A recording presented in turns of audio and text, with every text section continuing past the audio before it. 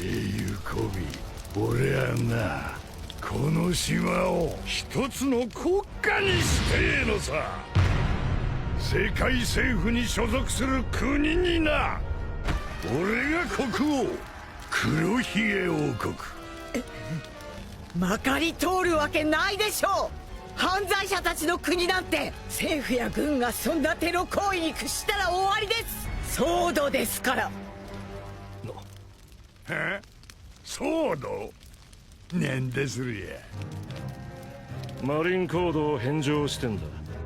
その他あらゆる命令を無視して自由に動ける。だからこいつらは四皇にも上の許可なく喧嘩を売れるし、海軍は一切こいつらの行動に責任を持たず、いつでも首を切れる。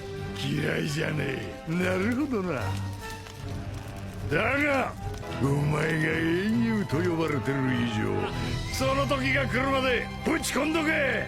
んで楽しみだ。なんだあの強さ。街のど真ん中へ向かっていくぞ。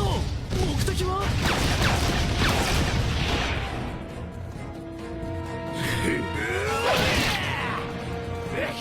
打ち首。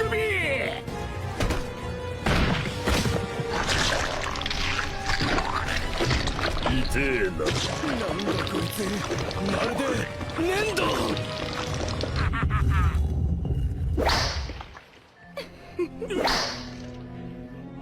進めんだよ。ほらほらほら。建物に血入れてる。来いへ。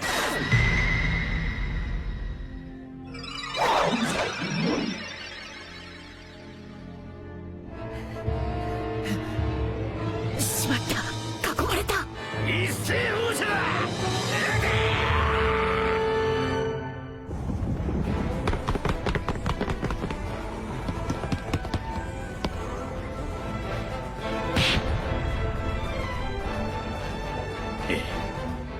So hello guys, full spoiler manga One Piece chapter 1083 dengan judul Kebenaran Hari Itu. Cover akan menunjukkan Don Quijote do Flamingo seperti memberikan pengobatan Hasaplas ke anak burung yang benjol menangis itu, dan sarang burungnya dilapisi jubah miliknya sendiri. Cerita akan dimulai di mana chapter 1082 sebelumnya, Sabo akan membicarakan semua kebenaran tentang Tanah Suci Mary Joyce dengan Monkey D. Dragon dan Emporio Ivankov. Dan Sabo berbicara tentang semua yang terjadi di Reverie dengan awal kilas baliknya. Informasi tentang 8 kerajaan yang menentang pemerintah dunia, termasuk kerajaan Lulusia.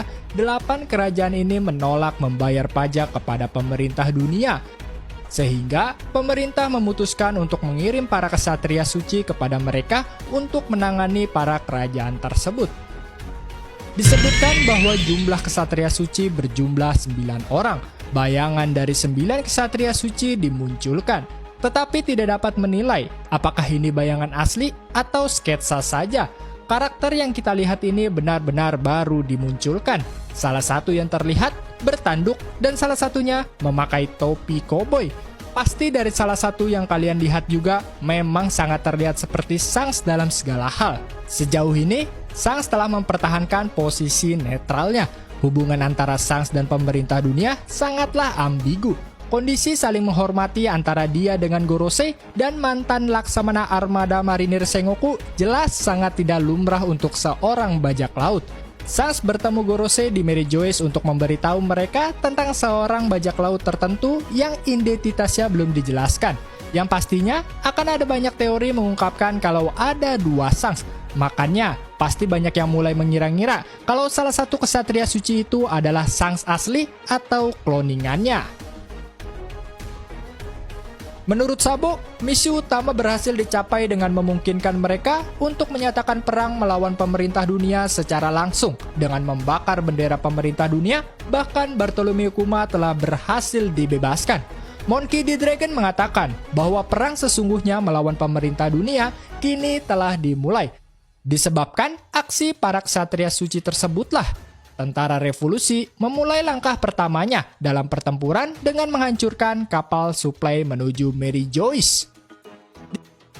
Di sini kita melihat surat kabar yang berisikan foto Sabo bersama Nefertari Cobra, di mana berita jenazah Raja Nefertari Cobra, Raja Kerajaan Arabasta, ditampilkan, dan di sebelahnya adalah tertuduh utama, yaitu Sabo. Penjelasannya akan lebih detail di review nantinya. Cerita melanjutkan kembali ke Tanah Suci Mary Joyce. Peperangan telah terjadi di sana. Para Tenryubito berlarian kocar-kacir atas ledakan besar yang terjadi. Karasu datang untuk mengambil senjata pistol dari Tenryubito yang telah menjadi alat orang tua itu. Kemudian Karasu membantu orang tua itu dan Karasu muncul di atas rumah. Namun para agen Ciperpool menembakinya. Akan tetapi tidak dalam sepengetahuan agen Ciperpool tersebut, Karasu datang dari belakang memberikan serangan bayangan tepat dari bawah agen tersebut. Di sisi lain, Lindbergh menghancurkan rantai para budak-budak Tenryubito upaya bebas untuk berlari. Di samping itu, Admiral Fujitora datang untuk menyerang, namun Karasu dengan cepat berhasil menghentikan serangan tersebut dengan menembaki burung gagaknya, bahwa Admiral Fujitora bersiap untuk serangan besar-besaran yang membuat pasukan revolusioner terkejut. Di sisi lainnya, Morley berhasil menusuk Admiral Green Bull dengan tombaknya yang sudah berubah ke wujud tanamannya, yang membuat tangan kiri dari Green Bull hancur dan tangan kanannya menusuk ke dalam. Kemudian ada juga organisasi CP0 yang hanya melihat pertarungan antara Admiral versus komandan pasukan revolusi. CP0 mengagumi kekuatan tentara revolusioner dan mengatakan bahwa jika medan perang bukan di Marigos, pasukan revolusioner akan menghancurkan segalanya. Oke, kembali ke sisi Sabo yang berlari ingin memasuki sebuah ruangan sambil menelpon Karasu keadaannya. Yang dimana Bartolomeo Kuma masih menjadi budak ditunggangi oleh Sandro Swart bersama anaknya Carlos. Dimunculkan juga Shirahoshi yang terlihat baik-baik saja. Bonnie berlari yang pasti berencana untuk menyelamatkan ayahnya. Vivi di ruangan yang berbeda bersama Lucy membicarakan sesuatu yang keras. Last but not least, kita diperlihatkan terakhir kali cerita Raja Nefertari Cobra menuju dengan kursi roda untuk menemui Gorosei. Dan sebelum Cobra mendatangi Gorosei, Cobra meminta Pel dan Caka, penjaga kerajaan Arabasta, untuk menjaga putrinya, sang putri Nefertari Vivi.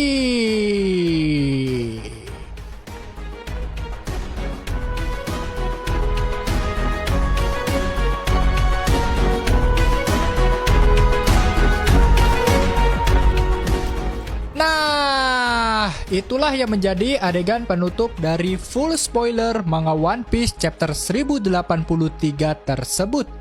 Informasi tambahan untuk kita semua, manga One Piece juga diinformasikan tidak akan libur setelah penayangan chapter 1083 kali ini.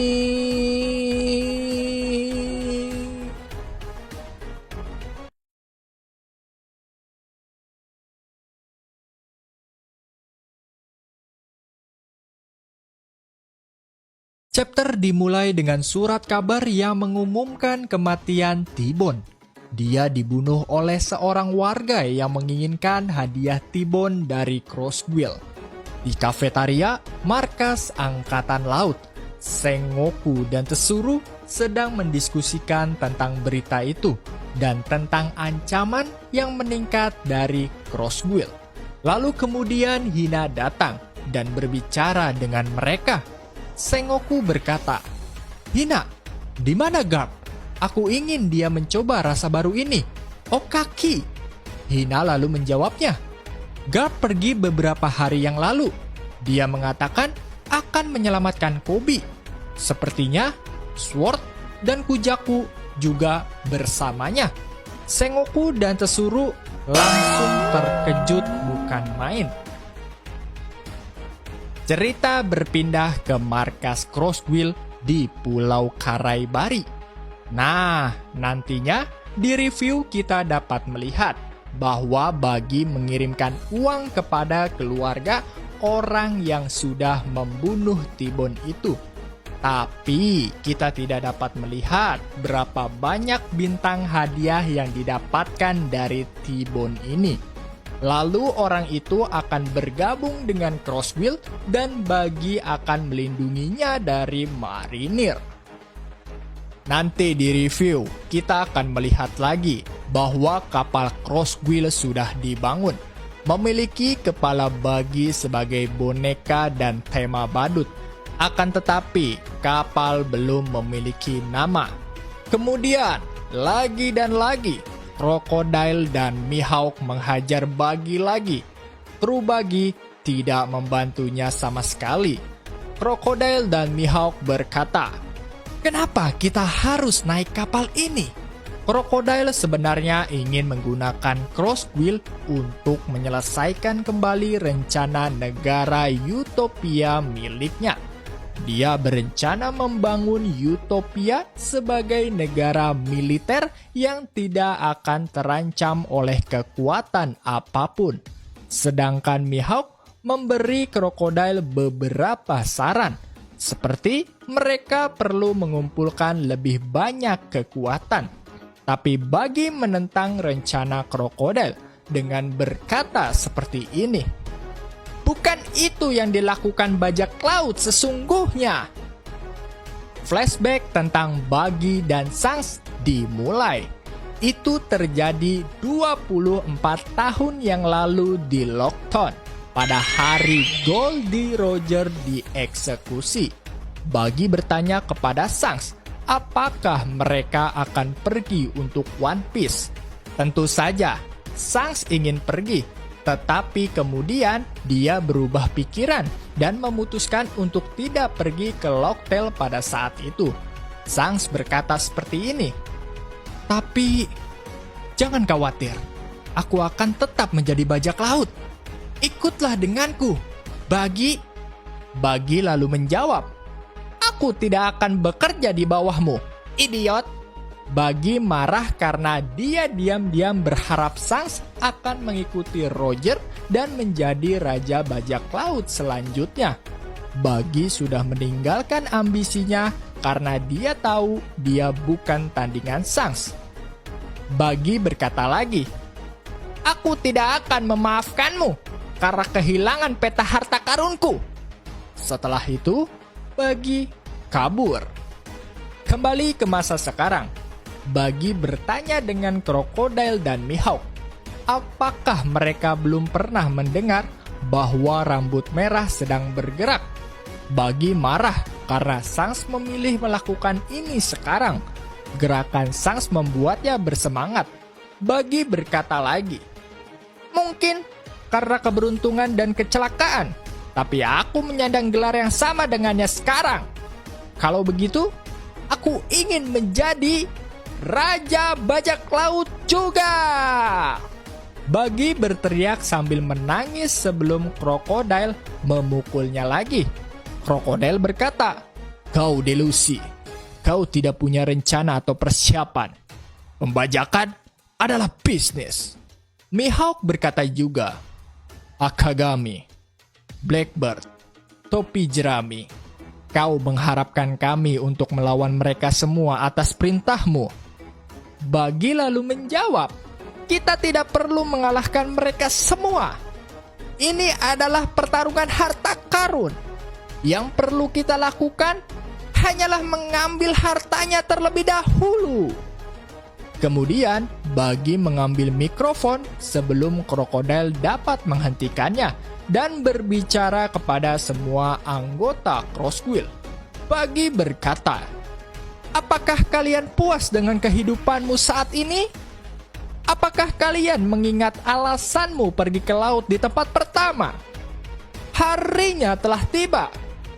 Ayo, ambil One Piece. Semua anggota Crosswill menyemangati Buggy. Crocodile dan Mihawk terkejut dan marah. Cerita berpindah ke kerajaan Kamabaka.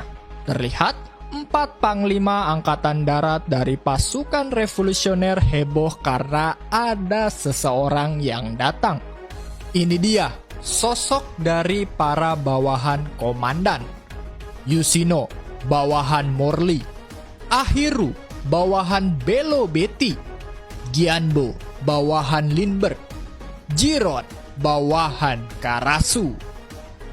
Sabo akhirnya dinyatakan kembali dengan selamat. Terungkap bahwa Sabo sebenarnya tidak berada di kerajaan Lulusia saat Imu menghancurkan pulau itu.